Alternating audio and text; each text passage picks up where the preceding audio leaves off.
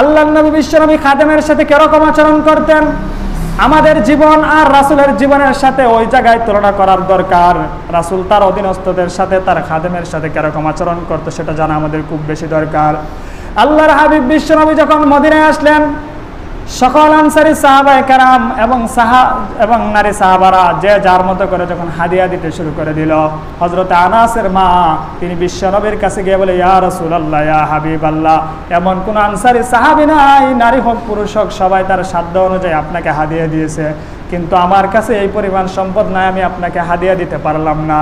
তবে আমার কাছে আমার কলিজার টুকরা একটা সম্পদ আছে, সেটা হলো আমার সন্তান। আজকে আপনার কাছে আমি হাদিয়া স্বরূপ দিয়ে গেলাম। আপনি যখন যেইভাবে ইচ্ছা খেদমত নেবেন, যতদিন ইচ্ছা তার মাধ্যমে খেদমত নেবেন। আনাস রাদিয়াল্লাহু তাআলা আনহু নিজের বর্ণনা, আমাকে যখন বিশ্বনবীর কাছে হাদিয়া স্বরূপ খাদেম বানিয়ে গেল, আমার বয়স ছিল তখন 10 বছর। আমি গোটা 10 বছর বিশ্বনবীর খেদমত করলাম। এর মধ্য থেকে একদিনও নবী আমার সাথে কোনো রূঢ় আচরণ করে নাই। হযরত আনাস রাদিয়াল্লাহু তাআলা আনহু বলেন, মা দরাবানি, আমাকে প্রহার করে নাই, আমাকে কখনো বেত্রাঘাত করে নাই, কখনো আমাকে মারে নাই। ওয়ালা সাব্বানি, আমাকে কখনো গালি দেয় নাই।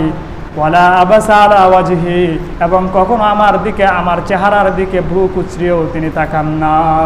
জোরে বলুন সুবহানাল্লাহ।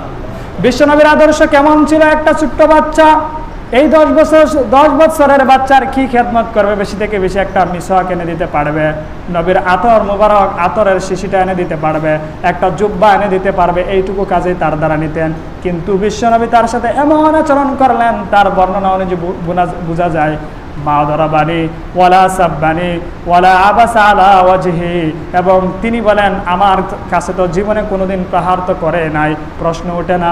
এমনকি তিনি আমাকে গালিও দেয় নাই, গালি তো দিবেন দূরের কথা, তিনি কখনো চেহারা কুঞ্চিত করে, চেহারাকে বিশ্রী করে, কিংবা ব্রুকে কুঞ্চিত করে আমার দিকে তাকায় না। জোরে বলুন সুবহানাল্লাহ। এবার প্রশ্ন হতে পারে, আনাস খুব ভদ্র ছেলে হয়তো ছিল, যার কারণে সে রাসূলের মানসা বুঝতো, এমনভাবে খেদমত করতো, রাসূল কখনো তার প্রতি রাগান্বিত হওয়ার প্রয়োজন পড়ে নাই। বিষয়টা এমন নয়। একটা বাচ্চা মানুষ ভুল করবে, এটাই স্বাভাবিক, কারণ তার মেধা যতটুক, তার জ্ঞান যতটুক, একটা মানুষের পরিপূর্ণ মানসা বোঝা সম্ভব নয়। একটা ঘটনা শুনুন।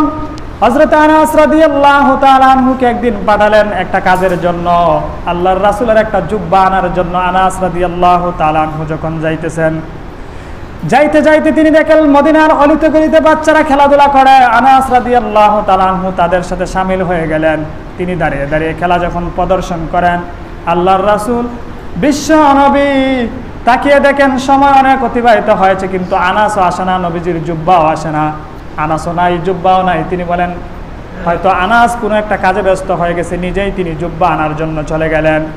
আল্লাহর নবী বিশ্ব নবী যাইতে যাইতে দেখেন আনাস ওইখানে খেলা দেখে দাঁড়িয়ে।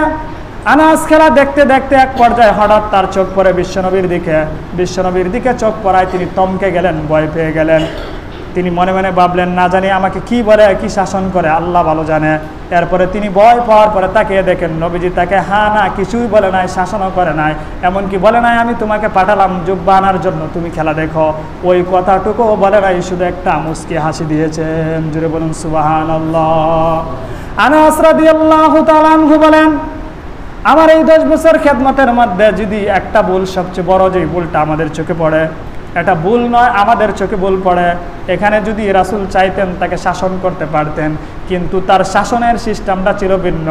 এমনভাবে শাসন করলেন, একটা মুস্কি হাসি। তিনি বলেন, আমার বাকি জীবনের ভুল ত্রুটিকে শুধরানোর জন্য রাসূলের একটা মুস্কি হাসি যথেষ্ট ছিল।